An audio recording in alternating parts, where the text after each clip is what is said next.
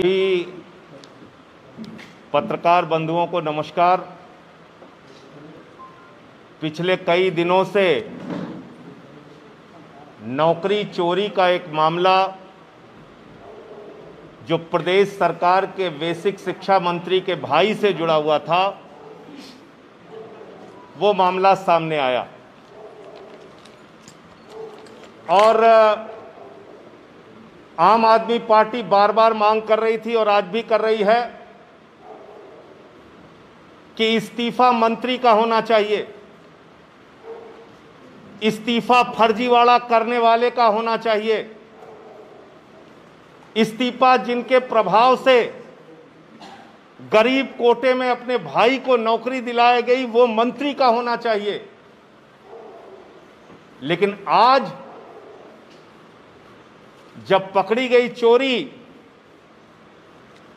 तो मंत्री के भाई का इस्तीफा करवा दिया गया। मंत्री का भाई तो एक चोरी की घटना है जिसका खुलासा हो गया। मंत्री की भाई तो चोरी का माल है जो बरामद हो गया। चोर कहां है? कौन है वो जो जिसने इस प्रदेश के गरीब नौजवान की नौकरी खाई? और वो कोई और नहीं, प्रदेश के बेसिक शिक्षा राज्य मंत्री सतीश द्विवेदी जी हैं। उनको एक मिनट भी अपने पद पर बने रहने का अधिकार नहीं, उनको इस्तीफा दे देना चाहिए अपने पद से। आज एक नहीं अनेकों प्रमाण लेके मैं आपके पास आया हूं जिससे मंत्री के भ्रष्टाचार भी सामने आएंगे, उनके भाई को कैसे नौकरी दिलाई गई, कैसे ईडब्ल्यूएस सर्टिफिकेट बनाया गया, वो मामला भी सामने आएगा। मंत्री के भाई का जो ईडब्ल्यूएस सर्टिफिकेट बना है वो सर्टिफिकेट बना है 2019 का। ईडब्ल्यूएस सर्टिफिकेट की जो वैधता होती है वो वैधता होती है 1 साल की। नोट कर लीजिए, 1 साल की वैधता होती है। तो 1 साल की वैधता वाले सर्टिफिकेट को 2 साल बाद दिखाकर अगर नौकरी ली गई तो इसके पीछे जिम्मेदार कौन है? मंत्री का प्रभाव, सतीश द्विवेदी का प्रभाव। इसके पीछे जिम्मेदार कौन है? मंत्री जिसके प्रभाव में 2 साल पुराने सर्टिफिकेट पर नौकरी दी गई भाई को, 2 साल पुराने सर्टिफिकेट पे, जबकि उसकी वैधता 1 साल की है। तो क्या जिस सर्टिफिकेट के बारे में लेखपाल कह रहा है मैंने रिपोर्ट ही नहीं लगाई, एसडीएम ने कहा मैंने बना दिया, तो एसडीएम को गिरफ्तार होकर करके जेल में भेजना चाहिए। जिस प्रमाण पत्र को सही मानकर अवैध प्रमाण पत्र को, क्योंकि वाइस चांसलर जानता है कि यह प्रमाण पत्र 2 साल पुराना है, बावजूद इसके उस प्रमाण पत्र को सही मान के उसने नौकरी दिया, तो वाइस चांसलर को गिरफ्तार करके जेल में डालना चाहिए। और जिस मंत्री के प्रभाव में यह फर्जीवाड़ा हुआ उस मंत्री के खिलाफ बर्खास्तगी की कार्रवाई होनी चाहिए। क्या उत्तर प्रदेश में किसी सामान्य गरीब के बेटे को इस तरह से ईडब्ल्यूएस कोटे में नौकरी मिल सकती है? नियम कानून को ताक पर रखकर नौकरी मिल सकती है क्या? नहीं मिल सकती। जब मंत्री के भाई का ईडब्ल्यूएस प्रमाण पत्र बना, उनकी पत्नी नौकरी करती हैं, असिस्टेंट प्रोफेसर हैं बिहार में। खुद मंत्री जी के भाई वनस्थली विश्वविद्यालय राजस्थान में नौकरी करते थे, लेकिन उनका गरीबी के कोटे का सर्टिफिकेट बन गया। यह क्या संभव है कि बगैर सतीश द्विवेदी के प्रभाव के बन गया? और मैंने सुना मंत्री जी कह रहे थे मैं भी गरीब हूं, मेरा भाई भी गरीब हो सकता है, इसमें किसी को क्या आपत्ति है? मंत्री तो गरीब है ही हैं। अब वो मंत्री जी कैसे गरीब है मैं एक एक करके आपके सामने बता रहा हूं। और कितने गरीब हैं। और 17 में मंत्री बनने के बाद उनकी गरीबी का प्रमाण है मेरे पास। उन्होंने अपने गरीबी के दिनों में क्या क्या किया।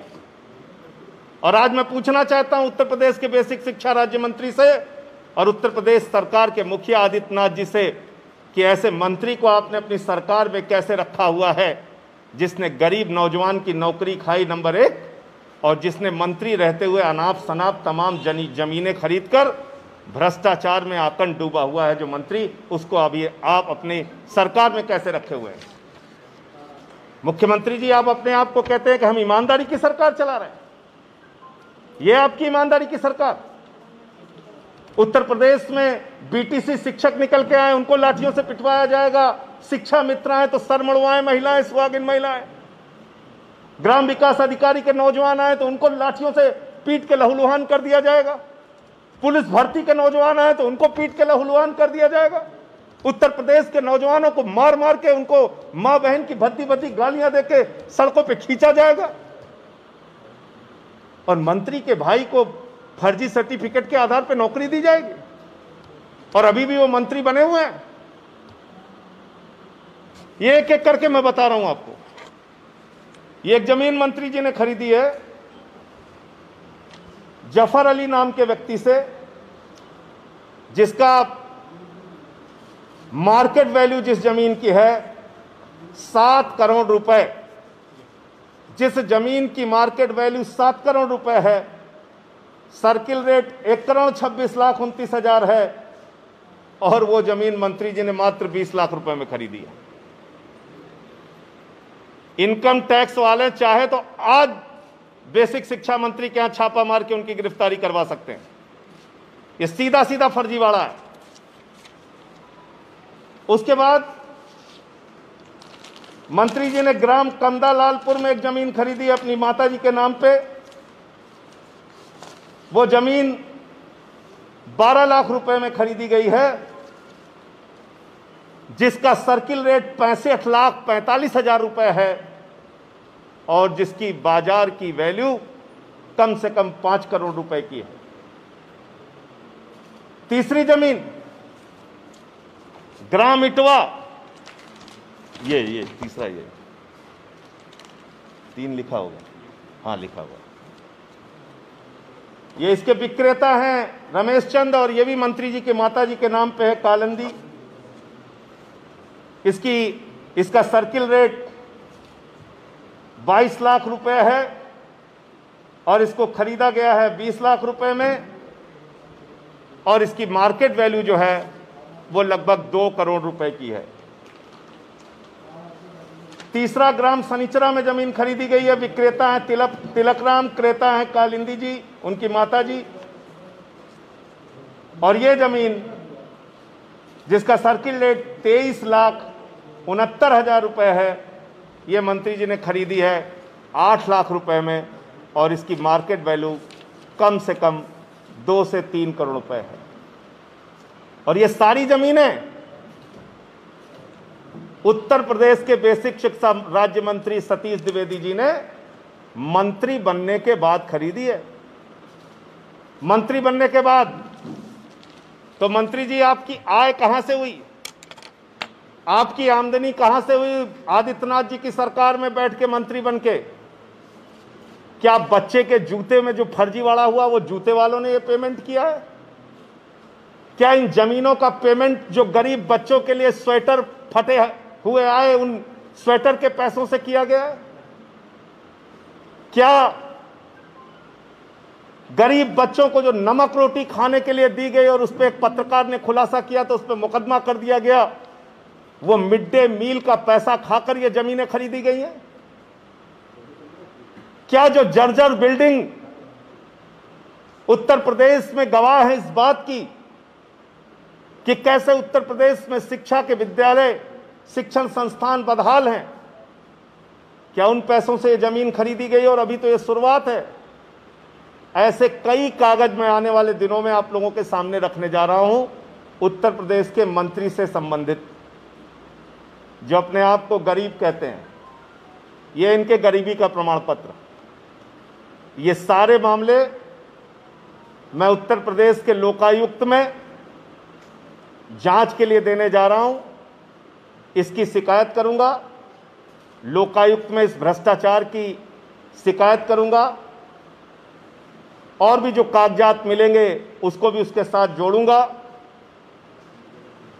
मंत्री को, आदित्यनाथ जी को तुरंत बर्खास्त करना चाहिए। उनको 1 मिनट भी अपने पद पर बैठने का अधिकार नहीं है। जो एसडीएम, जो वीसी, फर्जी प्रमाण पत्र जिसने बनाया, उन लोगों को गिरफ्तार करके जेल में डालना चाहिए।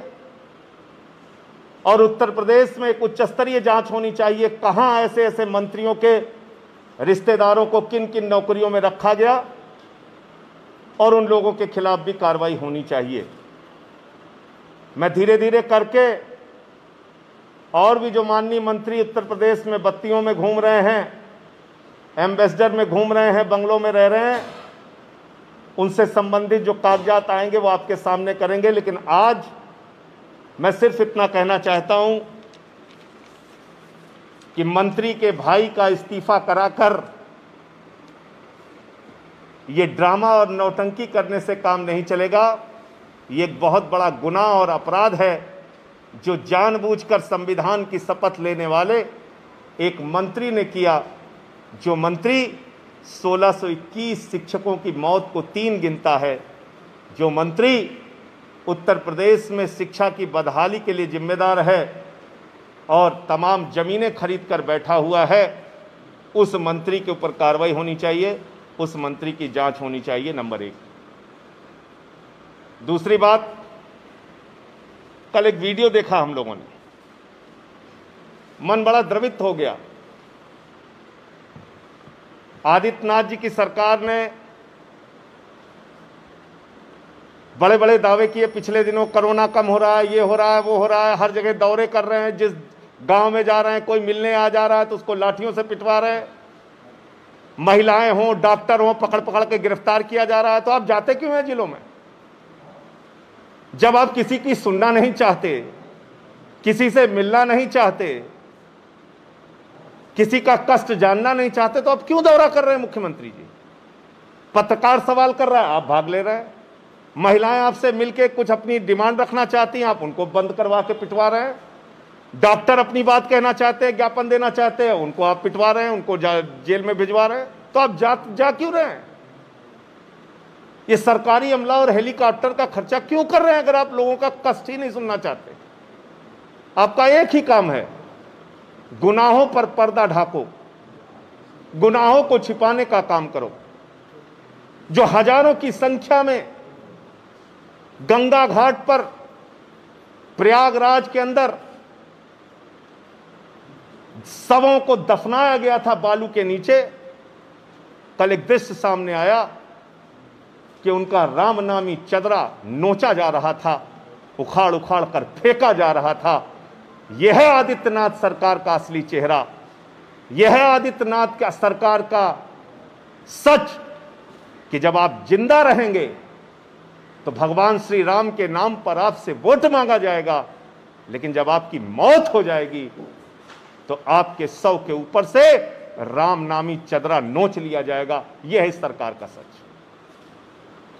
यह अपमान है उत्तर प्रदेश के लोगों का, यह अपमान है गंगा घाटों पर उन शवों का जिनको तुम लकड़ियां नहीं दे पाए, जिनको तुम अंतिम संस्कार नहीं दे पाए, जिनको तुम सही ढंग से हिंदू रीति रिवाज के हिसाब से जिनका दाह संस्कार नहीं करा पाए। वो शव आपको चिढ़ा रहे हैं, आपकी व्यवस्था को चिढ़ा रहे हैं। उनके परिवार अपनी मजबूरी की दास्तां कह रहे हैं उन शवों के माध्यम से, और उनकी आत्माएं आपके सरकार से चीख चीख के पूछ रही है, आदित्यनाथ जी हमारा क्या गुनाह था कि मरने के बाद हमें दाह संस्कार की लकड़ियां भी नहीं मिल पाई, और इससे भी बड़ा क्या गुनाह है कि आज हमारे ऊपर से राम नामी चादर खींचकर फाड़कर फेंका जा रहा है। तो ये बहुत बड़ा अपराध है। मैं कहना चाहता हूं कि आज प्रदेश की जो हालत है, संकट पर अगर पर्दा डालोगे आप योगी जी, तो पर्दा डालने से संकट खत्म नहीं होगा। संकट को जानो और संकट का समाधान करो। योगी जी तो कह रहे हैं कि इस तरह की मौतें 2018 में हुई थी और दफनाने क्या हिंदू परंपरा में है? कौन सी नहीं बात? बिल्कुल ठीक आपने कहा, ये और कष्ट देने वाली बात है। ये परंपरा थी, कुत्ते शवों को नोचे, ये परंपरा है। चील कौवे शवों को खाते हुए नजर आए, ये परंपरा है। मैं भारतीय जनता पार्टी से पूछना चाहता हूं, मैं उत्तर प्रदेश के मुख्यमंत्री से पूछना चाहता हूं, यह परंपरा कब थी कि नदियों में हजारों शव बहाए जाएं और उनको कुत्ते नोच नोच के खाएं, गिद्ध नोच नोच के खाएं, कौवे नोच नोच के खाएं? यह परंपरा दिखाओ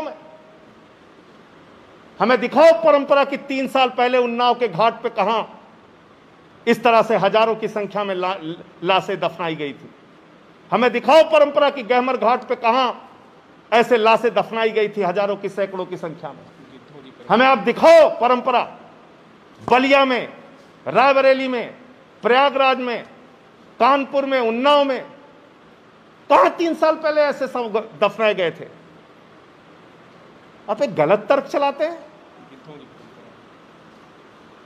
ये सत्ता में बैठे हुए गिद्धों की परंपरा है, गिद्धों की।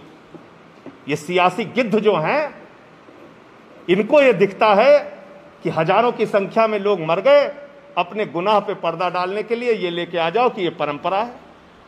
अरे हम लोग भी यहीं पले बढ़े, हमने तो कभी ऐसी परंपरा नहीं देखी कि किसी के परिजन को उत्सव के लिए, दाह संस्कार के लिए लकड़ियां ना मिले। हमने कभी ऐसी परंपरा नहीं देखी कि कुत्ते किसी के शव को नोच के खाएं। हमने कभी ऐसी परंपरा नहीं देखी कि नदियों में शव फेंक के सड़ाए जाए।